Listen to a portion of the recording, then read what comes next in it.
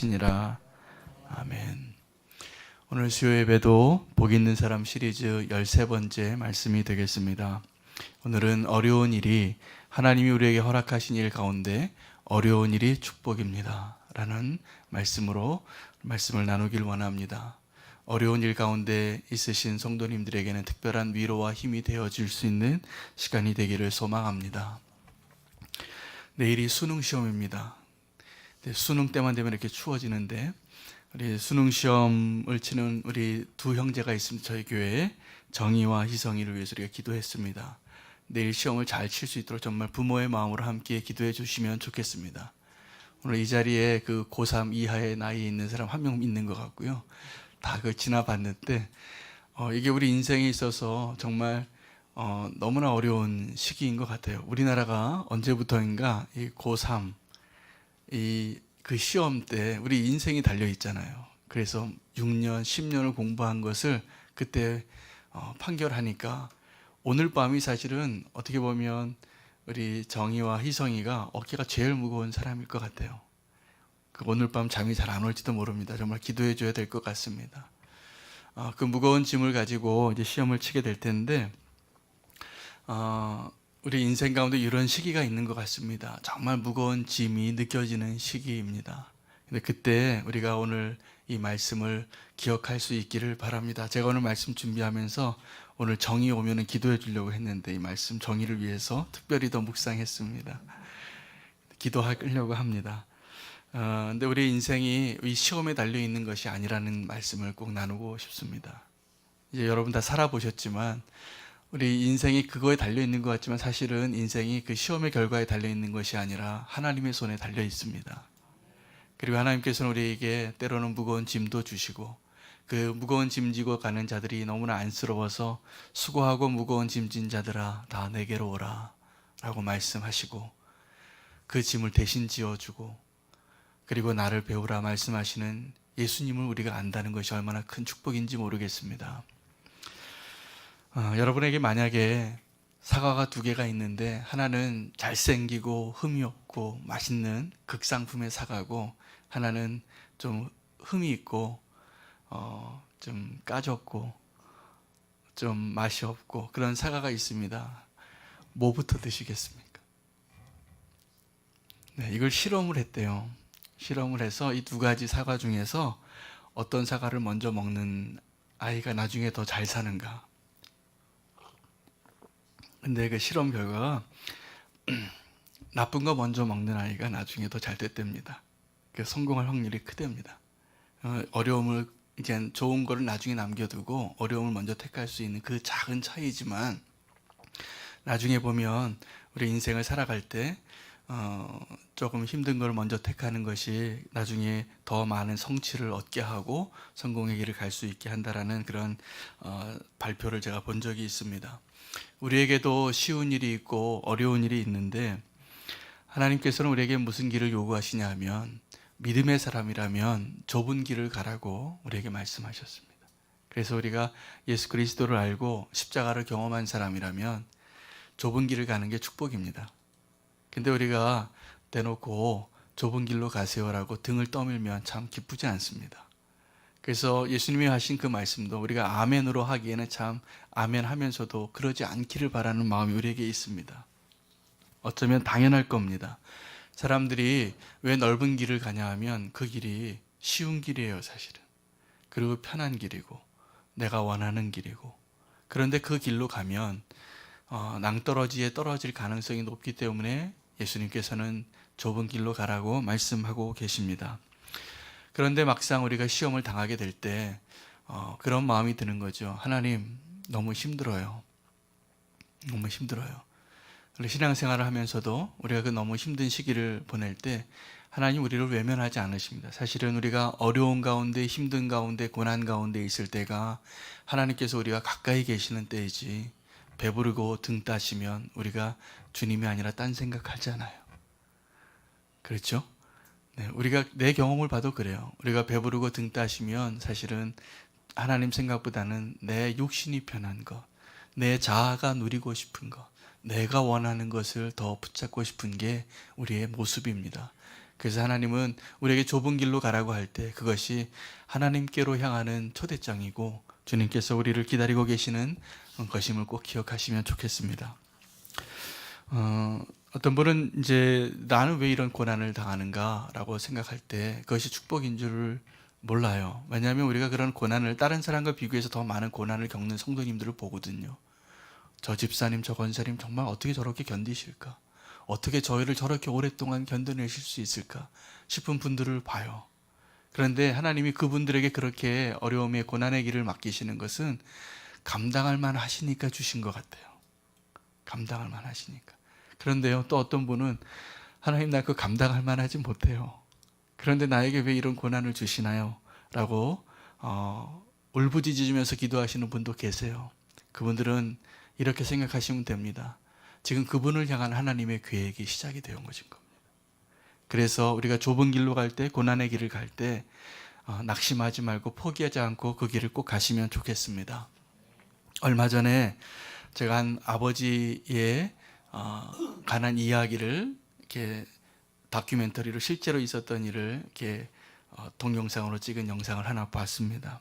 그 이야기에 나오는 아버지는 54세의 가장인데 회사에서 정년 퇴직을 하고 집에서 이제 실직자로 있은 지 한 7개월 되는 아버지예요.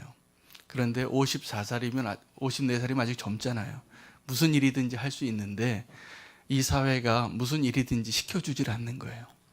그래서 이 아버지가 퇴직하고 54살인데 노동시장에 나가요. 새벽에 일찍. 그런데 그날도 그 다큐멘터리 찍은 카메라가 그 아버지의 하루 일상을 소개하는데 새벽에 아내와 두 딸 하나 있고 아주 어린 아들 동생이 있는데 깰까봐 고양이 걸음으로 해서 냉장고를 열고 그 끓여놓은 국을 갖다가 레인지에다가 넣고 김치 하나 국밥에 이렇게 먹고 새벽에 나가요. 식구들은 다 자는데. 그래서 이제 한 새벽 5시쯤 그 일용시장에 나가서 자기 이름을 등록해 놓고 거기도 제일 먼저 와요. 그 아버지가 제일 먼저 왔는데 이름이 어느 순서로 불려지냐면 나이 순으로 거꾸로 가요. 젊은 사람부터 회사에서 이제 일용직에서 다 불려가고 마지막에 이 아버지가 남았는데 그 앞에서 순서가 끝났어요. 그래서 이 아버지가 또 터벅터벅 집으로 돌아오고 그렇게 며칠을 찍다가 마침내 이 아버지가 그 일자리를 구했어요. 근데 이 무거운 철근을 들어야 돼요. 무거운 철근을 드는데 그 드라마에서 그 다큐멘터리에서 아버지가 그렇게 고백하면서 그 마음이 자막에 나와요. 오래간만에 취직을 했기 때문에 일자리를 얻었기 때문에 이까지 거 철근 하나도 안 무거워요. 진짜로. 그래서 젊은 사람보다 번쩍번쩍 드는 거예요. 그리고 이제 일당을 받아요. 그 봉투에 몇만 원이 들었어요. 그런데 그 몇만 원 봉투를 들고 들어가는 그 발걸음이 날아갈 것 같은 거예요. 날아가는데 오늘은 내가 이 봉투 가지고 요 음식점에서 술 한잔 하지 않고 그냥 가야지 하고 집으로 돌아가는데 왜냐하면 가족들에게 이 봉투 딱 꺼내고 싶은 거예요. 그런데 그 아버지가 집에 가기 전에 그 봉투를 다른 데다 써요. 그 둘째 아들이 초등학생인데 야광 번쩍번쩍하는 신발 하나 사갖고 가더라고요. 그리고선 그 가족에게 그거 하나 내밀고 7개월 만에 처음 봉투 꺼내고 기뻐하는 그 아버지의 모습을 보고 그 동영상이 끝났는데 그 동영상 밑에 불효자들이 다 댓글을 달았더라고요.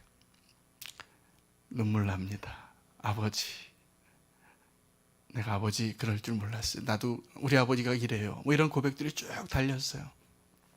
오늘날 우리 아버지의 모습이 바로 그렇습니다. 평생을 가족을 위해서 일밖에 안 하고 또 그렇게 가족을 위해서 헌신했는데 나중에는 가족에 미안해서 그렇게 고양이 발걸음에서 아침밥 먹고 나가는 그 아버지의 모습을 보면서 제가 이 삶의 무게를 느꼈어요. 많은 사람들이 54살이면 아직도 일할 수 있는데 일할 자리가 없으니까 그렇게 힘겨운 삶을 살아가고 있구나. 그러한 사람들, 그런 아버지, 그러한 인생을 보면서 예수님이 오늘 우리에게 이 말씀을 하시는 겁니다. 수고하고 무거운 짐진 자들아 다 내게로 오라. 교회는 이런 곳이 되어야 합니다. 예수님의 복음은 그런 사람들을 향하여 팔 벌리는 곳이 되어야 합니다. 그런데 요즘 교계에 모 M교회 문제로 많은 이야기가 오고 갑니다.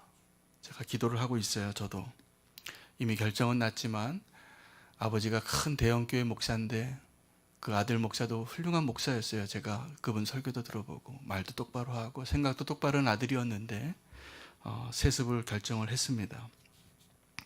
그런데 우리가 이 모든 문제의 본질을 좀 알 필요가 있습니다. 그 교회가 왜 이 이야기를 지금도 이미 결정이 되어졌지만 계속 기도해야 하고 이것이 우리의 문제로 나의 문제로 바라봐야 하느냐 하면 우리가 이 교회의 소유권을 굉장히 착각하고 있는 거예요.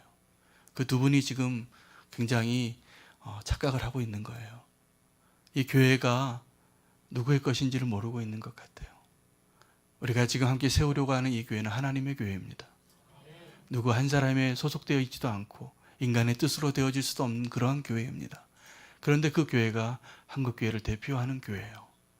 그래서 그 결정이 되어진 것이 너무나 마음이 아파서 많은 사람들이 눈물로 기도하고 있고 그 일들이 다시 철회되어지기를 원하고 있습니다.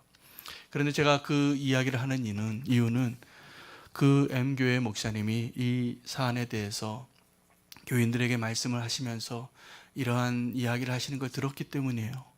이렇게 대형 교회를 지고 가는 십자가를 딴 사람들은 모른다는 거예요. 그리고 그 아들도 이 길이 얼마나 십자가의 길인지 우리가 함께 기도해 달라고 성도들에게 이렇게 말씀하시는 설교 중의 이야기를 듣고 제 마음이 더 무너졌습니다. 원래 십자가가 그런 의미가 아닙니다. 원래 십자가는 예수 그리스도께서 우리를 위해서, 우리 죄를 위해서 죽으시고 우리에게 살 길을 내어주신 것이 십자가입니다. 그리고 우리가 가야 할 그 십자가의 길은 좀 더 어렵고 좀 더 무겁고 좀 더 힘겨운 길을 갈 수 있도록 우리를 초대하는 예수님의 초청장이지, 그렇게 십만 명이 모이고 교회 예산이 너무나 많은 그 특권을 놓치기 싫어서 그것을 세습하는 것이 십자가가 될 수 없습니다. 그것은 예수님이 말씀하시는 십자가가 절대로 아닙니다. 오늘 우리가 하나님이 원하시는 그 십자가를 분명히 알고 그 십자가를 우리가 함께 지고 나아갈 수 있는 저와 여러분이 되시면 좋겠습니다. 정반대의 길로 가면서도 그것을 십자가라고 말하는 이 시대를 우리가 삽니다. 정말 주님이 원하시는 그 십자가의 길을 갈 수 있어야 우리가 정말 주님이 원하시는 교회를 세울 수 있다고 저는 믿습니다. 우리 모두가 짊어지고 가야 할 짐이 있습니다. 부양해야 할 가족이 있고 준비해야 할 미래가 있고 갚아야 할 사랑의 빛이 있습니다. 그런데 무엇보다 우리에게 가장 무거운 짐이 무엇이냐 하면 이 세상에서 가장 무거운 짐은 그 아버지의 철근을 들어올리는 그 어깨의 그 무게가 아니라 십자가의 정반대의 길을 가면서도 그것이 십자가의 길이라고 말하는 그 십자가의 무게가 아니라 우리 죄의 무게예요. 오늘 그 죄의 무게를 오늘 이 시간에 하나님 앞에서 가볍게 해주실 수 있다면, 그것을 탕감해 주실 수 있다면 오늘 이 자리에 하나님 우리 예배를 분명히 받으실 거라 저는 믿습니다. 이 죄의 무게가 상당히 무겁습니다. 아버지의 철근보다 무겁습니다. M교회 목사님의 십자가보다 무겁습니다. 그런데 우리는 그 무거운 짐을 잘 내려놓지 못하고 있다는 점이 주님이 안타까운 겁니다. 오늘 이 수고하고 무거운 짐진 자들아 다 내게로 오라, 이걸 누구에게 지금 말씀하시냐 하면 저와 여러분에게 말씀하시는 것인데, 내가 아직 죄의 문제가 해결되지 않은 자에게 말씀하시는 겁니다. 그 회개의 자리에 온전히 아직 나오지 못한 자들, 예배의 자리에도 나왔으면서 아직도 해결되지 않은 죄 가운데 있는 자들, 겉은 웃고 있고 주님을 찬양하는 노래도 부를 수 있지만 아직도 내 안에 해결되지 않은 그 죄의 문제로 짓눌려 있는 그 인생을 보면서 예수님이 말씀하시는 거예요. 수고하고 무거운 짐진 자들아 다 내게로 오라. 내가 용서해 주겠다. 내가 너에게 자유를 주겠다. 이것이 예수님의 오늘 이 말씀의 목적입니다. 여러분, 회개의 기쁨을 누려보신 적이 언제입니까? 정말 내가 하나님 앞에 진정한 고백을 하고 짓눌려왔던 그 죄의 무게에서, 그 죄책감에서 벗어나서 진정한 회개의 기쁨을 누렸던 적이 언제입니까? 오늘 그것을 예수님께서 말씀하시는 거예요. 그래서 그 자리에 나와서 예수님 만나면 그것이 진짜 복음입니다. 다른 것으로 기쁘게 할 수 없고 다른 것으로 그 무게를 가볍게 할 수 없는 것입니다. 예수님은 자기의 고향에서 선지자 대접을 받지 못했어요. 오늘 수고하고 무거운 짐진 자들아 라고 말하는 것은 회개하지 않는 자들에게 회개하라고 말씀하신 예수님의 말씀이에요. 예수님께서 자기 고향에서 배척을 당하시는데 그 고향 이름이 고라신, 벳세다, 가버나움이었어요. 근데 그곳에서 예수님이 이적을 많이 행했습니다. 말씀을 많이 전했습니다. 기적을 많이 베풀었습니다. 그런데 그들이 회개하지 않았어요. 돌이키지 않은 거예요. 그래서 예수님이 이렇게 말씀하시는 거죠. 내가 너에게 베푼 그 모든 권능과 말씀들을 두로와 시돈에 전했다면 그들이 오늘 당장 회개했을 것이다. 내가 오늘 너에게 전했던 이 모든 말씀과 권능들을 소돔과 고모라에게 했더라면 그들이 다 회개했을 것이다. 그런데 그들이 회개하지 않는 거예요. 왜 회개하지 못했는가도 예수님이 말씀하십니다. 오늘 저와 여러분이 오늘 이 회개의 기쁨, 우리의 그 죄의 모든 짓눌리는 죄의 무게들에서부터 벗어날 수 있는 것을 경험하지 못하는 불행은 왜 나오냐 하면 우리가 하나님을 모르기 때문이에요. 하나님 아는 것 같은데 잘 모르는 거예요. 정말 하나님을 알게 되면 주님, 내가 죄인입니다. 나에게서부터 떠나주시옵소서라고 말하는 고백이 나와야지.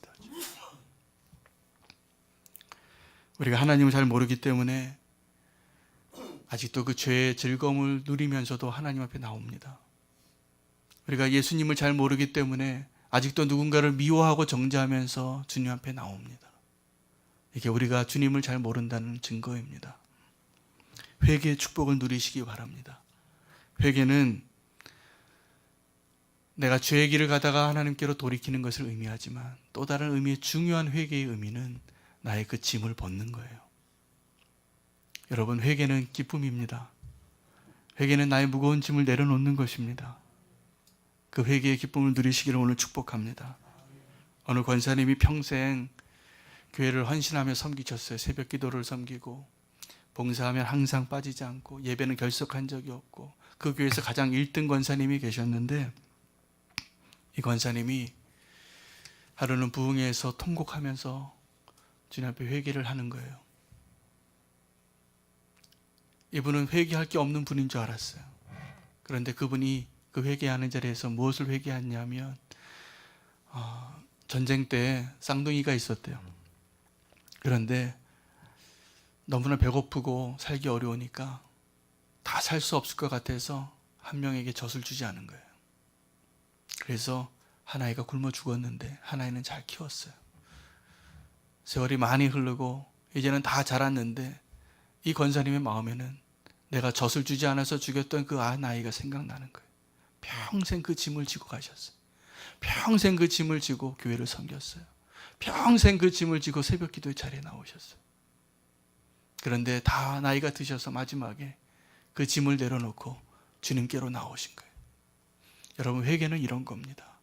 우리가 돌이키는 것을 의미하는 것이 아니라 수고하고 무거운 짐을 내려놓는 것이 회개예요. 하나님께서 그 은혜를 주시기를 원합니다. 회개하고 나서가 더 중요합니다. 우리는 회개하고 나서 그 회개의 감격을 누리지 못하는 것은 우리가 예수님과 동행하는 그 믿음의 삶을 살지 못하기 때문입니다. 오늘 저는 주님이 우리에게 허락하신 어려운 일들이 축복입니다라는 말씀을 전하면서 우리가 믿음으로 살면서 어떤 길을 택하고 있는가, 나는 지금 어떤 길 위에 있는가를 말씀드리고 싶어요. 저는 예수님 만나고 좋은 선교단체를 만나서 인생의 방향을 잘 정했어요. 선교사가 되기로 정한 겁니다. 그리고 내 인생을 다 드리기로 결정했습니다. 그리고 하나님께 약속하신 대로 젊은 나이에 선교사로 나갔습니다. 그 모 단체에 선교사로 지원해서 훈련을 받는데 마지막에 기말고사가 하나 있더라고요. 그 기말고사가 뭐냐 하면 선교비를 모금하는 겁니다. 저는 내 인생을 하나님께 다 드렸으면 하나님이 책임질 줄 알았어요. 그런데 돈도 모아야 된대. 나는 그 선교단체에서 월급을 주는 줄 알았어요. 처음에 순진하게. 근데 그 선교단체가 다 믿음 선교하는 곳이에요. 그 선교단체에도 돈이 없어요. 그럼 하나님은 우리가 동일하게 믿는데 하나님은 부유하시니까 이것이 하나님의 부르심이 맞다면 당신이 선교비를 모금해 오세요라고 말해요. 그래서 제가 모금을 시작했습니다. 그런데 이제 선교 단체마다 두 종류의 그 선교비를 기금을 준비하는 방식을 가르쳐 줘요. 어떤 선교 단체는 이렇게 가르쳐 줍니다. 당신이 이제 이 믿음의 길로 들어섰으니까 하나님께만 기도하고 사람에게는 말하지 마세요. 사람에게 전화도 하지 말고 편지도 쓰지 말고 기도 편지에 은행 계좌도 쓰지 마세요. 하나님께 기도만 하세요. 하나님이 채워주십니다. 그렇게 얘기를 해요. 또 어떤 선교단체에서는 똑같이 믿음 선교를 한다고 하는데 그 믿음 선교하는 방식이 이럽니다. 가능하면 많은 사람들을 만나시고 나의 필요를 얘기하고 달라고만 하지 말고 가서 기도 제목만 많이 얘기하라는 거예요. 그리고 가능한 한 많은 사람들을 만나라고 하는 거예요. 그런데 이게 성격에 따라서 첫 번째 말한 선교단체의 방식과 두 번째 말한 선교단체의 방식이 다르더라고요. 여러분은 어떤 게 더 쉬우실 것 같으세요? 한번 손 들어보세요. 나는 기도만 하는 게 좋겠다. 한번 손 들어보세요. 네, 여기 성격이 나타나는 걸 제가 물어보는 거예요. 아니면 사람들 만나서 내가 후원 모금하겠다. 손 들어보세요. 네, 안 드신 분은 안 나가실 거죠? 한번 손 들어보세요. 제가 한번 알고 싶어요. 자, 1번 나는 기도만 하고 골방에 들어가 사람 만나지 않고 기도만 하면 하나님 공급해 주실 걸 믿는다라고 생각하시는 분 손 들어보세요. 네, 아주 극소수가 되셨습니다. 아니다, 내가 사람을 적극적으로 만나고 그래야지 이것이 동원하는 의미가 있고 그래서 내가 선교사로 나가는 것도 알고 그렇게 해서 하나님 공급해 주실 거라고 믿으시는 분 한번 손 들어보세요. 네, 조금 더 많으시네요. 저는 어느 편이었을 것 같습니까? 네, 제가 기도파였어요. 제가 성격이 이제 낯을 좀 가리고 저 자존심도 있고 그래가지고 누구에게 그 전에 누구에도 한 번도 아쉬운 소리 안 해봤어요. 이렇게 나 좀 도와주세요. 이렇게 안 해봤어요. 그게 젊은 나이니까요. 그런데 그걸 시키시더라고요. 저는 그냥 기도만 했으면 좋겠는데 제가 인간적으로 생각했던 그것들은 하나님이 다 뺏어가 가셨어요. 제가 이렇게 선교제로 나가려고 모아놓은 돈이 있었는데 그 돈을 딴 데 쓰게 하셨어요. 그 나갈 때 그렇게 할 수밖에 없는 상황이 돼서. 그래서 정말 선교사로 나가야 되는데 한 달 남겨놨는데 돈이 하나도 모금이 안 된 거예요. 그래서 그때 기도했습니다. 하나님, 나는 기도만 하면 안 될까요? 근데 하나님 어떻게 시키냐면 이제 사람을 만나게 하셨는데 제가 오늘 이 말씀드리고 싶은 게 사람마다 다른 방법으로 하나님 일하신다는 걸 알았습니다. 근데 어떤 방식으로 일하냐 하면 선교단체에서 이것이 하나의 기말고사더라고요. 이 사람이 하나님께 부름받은 사람이 맞는지, 이 사람이 속해 있는 공동체에서 이 사람을 신뢰하고 있는지 그거를 판정하는 거예요. 그냥 그게 모금이 되면 그게 이 사람 합격점이에요. 그런데 그게 모금이 안 되면 준비가 아직 덜 된 사람이에요. 그래서 선교단체 리더들이 뭐라고 하냐면 1년 뒤에 다시 오세요. 그래요. 그게 안 되면. 참 합리적이죠? 맞다고 생각해요. 전 지금도. 그런데 제가 이 과정을 통과하면서 하나님께 배운 중요한 교훈이 있었습니다. 내가 앞으로 이제 믿음으로 살아야 되는데 내 남은 인생을 이제 믿음으로 살아야 되는데 하나님이 가르쳐 주시고 하지 않은 그 레슨이 뭐냐면 이제 사람을 의지하고 살지 말고 하나님 의지하고 살 준비를 하라예요. 근데 하나님을 의지하고 사는 방법이 어떤 거냐면요, 오늘 이 메시지의 핵심이에요. 내가 할 수 있고 내가 익숙한 방법이 믿음의 방법이 아닙니다. 그래서 아까 먼저 손 드신 분은 기도하시는 게 더 좋으신 분은 사람 만나는 게 어렵고요. 사람 만나는 게 좀 더 외향적이고 아주 이렇게 사람들 만나는 게 친교적이고 이런 분들이 있거든요, 성격이. 그런 분들은 사람 안 만나고 기다리면서 기도만 하는 게 힘들어요. 그런데 이 두 가지 방법이 다 하나님을 의지하는 법을 배우는 길이에요. 근데 어떻게 하면 하나님 의지하는 길을 배우게 되냐면 내가 익숙한 방법을 내려놓고 하나님이 원하시는 방법은 내가 잘하는 것, 내가 익숙한 것, 내가 원하는 게 아니더라요. 그래야지 그때 하나님이 일하시더라고요. 아멘이 되십니까? 하나님께서 우리의 믿음을 키우실 때 이렇게 키우십니다. 그래서 성도에게 있어서 어려운 일, 고난을 당하는 일은 내가 하기 싫은 일, 그렇지만 해야 되는 일이 있을 때 그것을 피해가지 마시기를 축복합니다.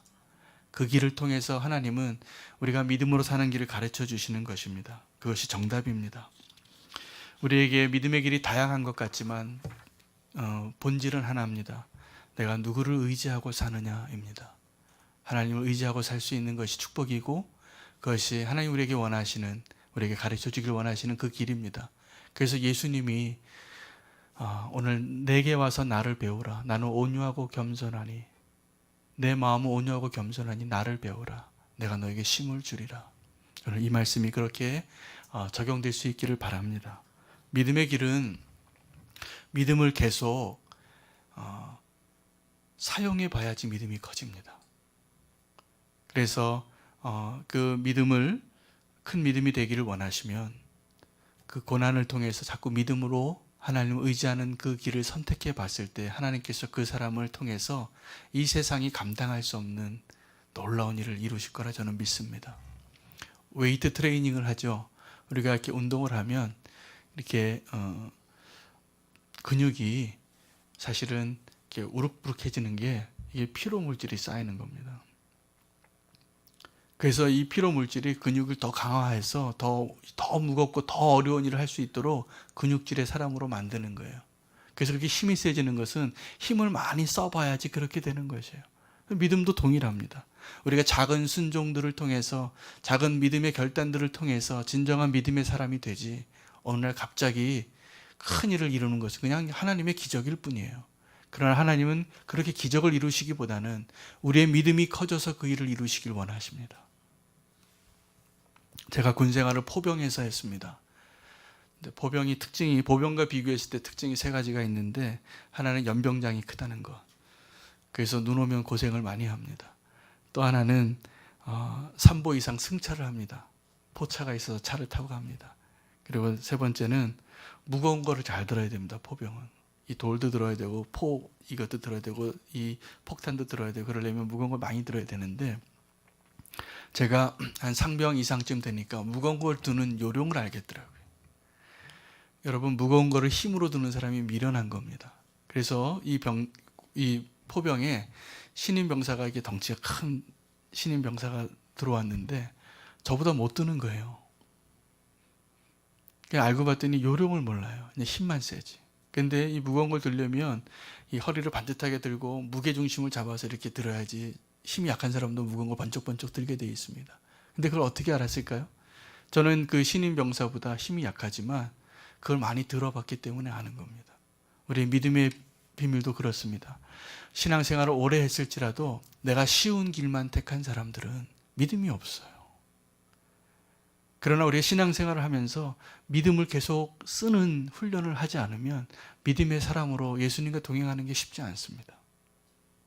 그래서 우리는 때로는 고난을 경험하고 난간을 부딪히고 내 힘으로는 불가능한 상태를 지나가는 것이 축복인 것을 꼭 기억하십시오. 그래야 우리가 정말 살아있는 믿음으로 주님과 동행할 수 있게 되는 것입니다. 이러한 순종을 하기 위해서 우리가 마음을 갖고 있어도 잘 안 되는 이유는 그 믿음의 순종을 막는 두 원수가 있어요. 하나는 사단이고 하나는 내 자아예요. 이 두 원수가 믿음의 순종을 가로막습니다. 여러분, 신앙생활을 잘하는 것이 술, 담배 하지 않고 주일 성수 잘하고 새벽 기도 나오고 성경 공부 잘하고 헌금 많이 내는 것이라고 착각하시면 안 됩니다. 이것도 어려워하는 분이 계세요. 초신자나 믿음이 없는 분들은 그러겠지만, 그냥 술, 담배 안 하고 주일 성수 11조 새벽 기도 이거 잘하는 것은 그다지 어려운 게 아닙니다. 어려워 보여도. 그리고 그거 한다고 내가 어려운 일 했다라고 자랑하실 필요가 하나도 없습니다. 진짜 어려운 건 뭐냐면요, 내가 변하는 거예요. 내가 변하는 게 어려워요. 이런 거 다 하고도 나는 안 변하고 점점 굳어가거든요. 근데 하나님 원하시는 것은 그 굳어가는 나를 변화시키는 자리에 우리를 초대하시는 겁니다. 우리가 다 그렇게 되기를 축복합니다. 하나님은 우리의 삶의 진정한 왕이 되기를 원하신다는 것을 기억하시기 바랍니다. 신앙생활 가운데 그래서 중요한 것들이 있는데 이게 쉬우면서도 어려운 게 있는데 두 가지가 기도하고 전도입니다. 여러분, 기도는 사실은 우리가 막 일을 하는 것보다 좀 수동적인 것 같아요.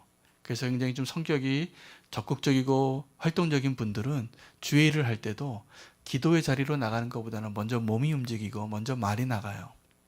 그런데 정말로 믿음으로 사는 사람은 먼저 기도하는 사람입니다. 아멘이죠? 그런데 우리가 기도하는 것을 왜 소홀히 하고 기도하는 것을 왜 잘하지 못하냐 하면 기도의 능력을 맛보아 보지 못해서 그래요. 그럼 기도의 능력을 맛보아 보려면 기도해봐야 합니다. 근데 기도를 안 해본 사람이 기도하려고 그러면요, 5분 지나면 기도거리가 끝납니다. 아마 공감이 되실 거예요. 기도 안 하다가 기도해 보세요. 10분 기도하는 게 힘들어요. 기도 제목이 없어요. 근데 기도를 계속 하시던 분은 막 기도하다 보면 1시간이 지나고 2시간이 지나가요. 그래서 그 기도하면서 기도의 맛을 알아요. 기도가 응답되어지는 것을 알아요. 어떤 일을 맞닥쳤을 때 내가 먼저 기도해야지를 먼저 깨달아요. 그런데 왜 이런 모습이 못 되냐 하면 사단이 그걸 막아요. 성도가 기도하는 것처럼 영적인 전쟁에서 무서운 무기가 없거든요. 그러니까 사단은 우리가 기도하는 자리에 나가는 것을 할 수만 있으면 아주 교묘하게 그것을 막는 겁니다. 그래서 우리는 어리석게 그 사단의 말을 너무 잘 들어요. 그래서 기도처럼 쉬운 게 없는데 기도를 안 해요. 그래서 기도가 어려워져요. 기도의 자리에 나오라고 하는 게 부담이 돼요. 하나님 기뻐하실 일이 아니라 사단이 쾌재를 부리는 겁니다. 우리를 결박하는 거죠. 또 하나는 전도입니다. 전도 안 하다가 전도하려고 그러면 힘들어요. 신앙생활 10년, 20년 해도 전도 한 번도 안 한 성도님들 많아요. 왜 그럴까요? 전도가 정말 중요한 거기 때문에 그래요. 그런데 우리가 그 전도하는 일에 별로 순종하지 않아요. 전도는 그냥 전도왕이나 하시는 거지 뭐. 사실은 그 전도왕이 왜 전도왕이 되냐 하면요, 그 전도의 맛을 아셔서 그래요. 전도하는 게 기뻐요. 우리 교회가 이제 전도대가 시작이 됐는데 한 달 만에 제가 생각한 것보다 이 전도품이 다 나가버렸어요. 그래서 지난 화요일에 제가 보니까 예측이 되기를 이번 화요일에 전도 물품을 주문을 해야 되겠더라고요. 그래서 제가 미리 주문을 했는데, 일주일 전에 주문을 했는데 배달이 늦게 된 거예요. 그래서 월요일날 전화해 보니까 아직 안 왔어요. 화요일날 전도대가 나가야 되는데 11시에 모이는데 3시에 도착한대요. 그래서 제가 이제 11시에 1시간 30분 기도하고 11시 반부터 전도 나가기로 돼 있는데, 기도하는데 제가 이런 마음이 드는 거예요. 야, 윤호야, 너 전도 물품이 없으면 전도 못하냐? 그런 마음을 주시는 거예요, 하나님이. 근데 우리가 이 전도 휴지 없으면 전도 못하는 게 맞습니까? 아닙니다. 복음으로 충분한 거예요. 복음으로 충분한 거예요. 우리가 언제부턴가 전도도 이 조그만 휴지 하나랑 이 놀라운 값진 복음과 이코를 만들어놨어요. 그래서 복음을 마치 휴지같이 받아들여요, 사람들이. 어쩌면 휴지만큼도 못하는 것 같아요. 전도지만 돌리면 안 받아요. 근데 휴지에 써놓은 전도지는 받아요. 왜 이렇게 됐을까요? 복음을 우리가 너무나 값싸게 만든 거예요. 우리가 여기에서부터 다시 돌이켜야 됩니다. 그날 우리 전도지가 없어가지고 소수의 양을 나눠서 가져갔어요. 한 5개, 10개씩. 그런데 그날 더 많이 사람들과 대화하고 정말 복음을 더 제대로 전할 수 있는 놀라운 은혜를 경험했습니다. 예수님께서 전도를 가르치실 때 도리어 어떻게 가르치셨나를 생각해 보십시오. 2사람씩 짝지어서 아무것도 가지지 않고, 돈도 가지지 말고, 옷도 가지지 말고, 먹을 것도 가지지 말고 복음만 가지고 가는 거예요. 그래야 복음이 드러나는 겁니다. 그런데 우리는 그 복음을 감추고 복음을 전하는 게 아니라 휴지를 전달하고 있어요.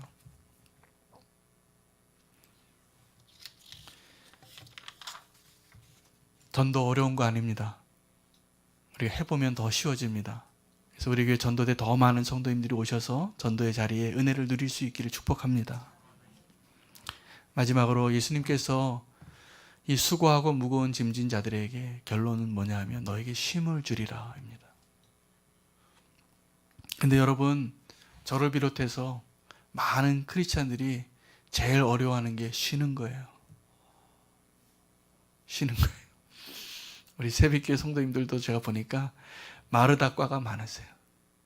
일 열심히 하시는데 이 일 안 하면 안 될 것 같은 분들이 많으세요. 제가 보기에. 저도 그래요, 사실. 제가 이 주의 종의 일을 하면서도 그냥 아무것도 안 하고 쉬는 걸 잘 못합니다. 뭘 해야 되고 일을 해야 되고 다른 걸 준비해야 되고 하나 다 끝내놓으면 그 다음 거 설교 미리 다 준비해놔야 되고 이래야지 마음이 좀 놓여요. 그런데 주님은 정말로 우리에게 주시고자 하는 것은 수고하고 무거운 짐진 자들아 다 내게 오라 내가 너희를 쉬게 하리라 해요. 이 믿음의 오늘 이 무거운 것 어려운 것이 축복인데 가장 결론은 뭐냐면요, 정말 하나님을 믿는 마지막 신뢰의 최종 단계는 뭐냐면 쉬는 겁니다. 쉬는 게 어려워요. 특히 한국 사람들이 어려워요. 거의 일 중독 수준이에요. 일 안 하면 내 존재가 없는 것 같고, 남자들은 특별히 이 명함에 내가 어느 회사를 다니고 내 직위가 어떤 것인가 너무나 중요해요. 하나님은 우리를 명함으로 우리를 판단하지 않으시고 우리 이름으로 우리를 부르십니다. 그래서 내가 어떠한 일을 했고 내가 어떠한 성과를 냈고 내가 하나님 옆에 어떤 자리에 있는가가 나를 하나님께서 인식하는 단계가 모습이 아니라는 걸 꼭 기억하시면 좋겠습니다. 그것을 다 떼고 사실은 내가 아무것도 하지 않아도 사랑하는 아들아 나와 함께 이 평강을 누리자. 주님과 함께 손잡고 멈춰 설 수 있는 것이 진정한 의미의 안식입니다. 주님은 그 안식을 주기를 원하세요. 그 안식이 있으십니까? 네, 그 안식을 꼭 누리시기를 바랍니다. 그 안식을 누리려면 나의 무거운 짐을 주님께 맡길 수 있어야 돼요. 근데 우리가 끝까지 그걸 안 놓더라고요. 그 짐을 내려놓고 우리는 어차피, 근데 예수님이 중요한 말씀을 하세요. 우리는 그 멍에를 내려놓을 수 없는 인생입니다. 죽을 때까지. 그래서 예수님이 뭐라고 말씀하시냐면 나의 멍에를 메고 나의 짐을 지라 하라고요. 근데 나의 멍에와 나의 짐은 쉽고 가볍습니다. 군대 얘기 한 번 더 해야 되겠습니다. 군대에서 훈련소에 갔더니 이만한 전봇대 같은 나무를 훈련생 10명이 다 어깨에 맵니다. 그리고 쪼그려 뛰기를 합니다. 그런데요, 나중에 요령이 생겨요. 어깨를 조금 낮추면 됩니다. 그러면 다른 사람들이, 키 큰 사람들이 다 이렇게 메고 있고 나는 이 10번 중에 3번씩 빼고 이렇게 하는 요령이 생기는 거예요. 그런데 예수님께서 말씀하신 멍에가 그런 거예요. 사실은 그 멍에를 같은 줄에 서 있지만 예수님이 다 지고 가셨어요. 그 예수님께 맡길 수 있어야 합니다. 하나님 오늘 우리에게 초청하시는데 오늘 그 자리에 저와 여러분이 한 사람도 빠짐없이 수고하고 무거운 짐진 자들아 다 내게로 오라 내가 너희를 쉬게 하리라. 그 말씀 들으시고 주님을 신뢰할 수 있는 믿음의 삶 가운데로 들어가시길 원합니다. 그러면 어려운 일이 축복입니다. 고난이 축복입니다. 주님 안에 참된 평강을 누릴 수 있습니다. 우리가 생각하는 평강은요, 내가 다 소유하고 내가 다 컨트롤하고 다 내 손아귀에 있을 때 그래서 누리는 평강이라고 생각하는데 천만의 말씀입니다. 그 사람은 잠을 못 잡니다. 하나님께 맡길 수 있는 것이 진정한 평강인 것을 기억하십시오. 그 믿음이 저와 여러분에게 있기를 축복합니다. 기도하겠습니다. 하나님 감사합니다. 오늘 주의 말씀으로 수고하고 무거운 짐진 자들아 다 내게로 오라 내가 너희를 쉬게 하리라. 이 말씀 주신 것 감사합니다. 하나님 우리가 믿음으로 사는 것이 가장 쉬운 일인데도 우리는 믿음으로 살지 못하고 내 힘으로 살고 내 공로로 살고 하나님을 내 뒤편에 두고 살았음을 회개합니다. 오늘 주님을 온전히 믿고 주님 안에 참된 안식과 쉼을 누릴 수 있는 자로 우리를 불러 주시옵소서. 예수 그리스도 이름으로 기도합니다. 아멘. 우리 찬양 한 곡 더 하고 개인 기도